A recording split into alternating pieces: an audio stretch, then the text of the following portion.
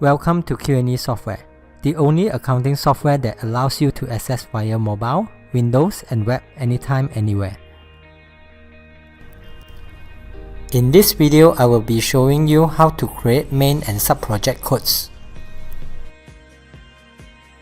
You can find the project module in Maintenance, Projects.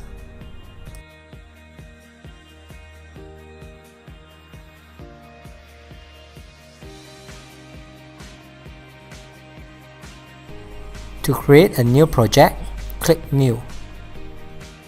Key in the project code and description, then click Save.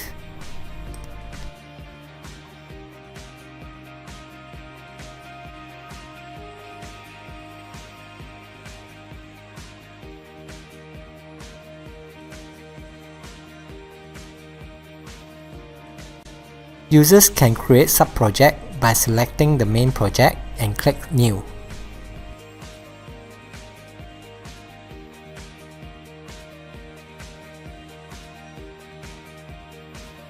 Again, key in the project code and description, then click Save.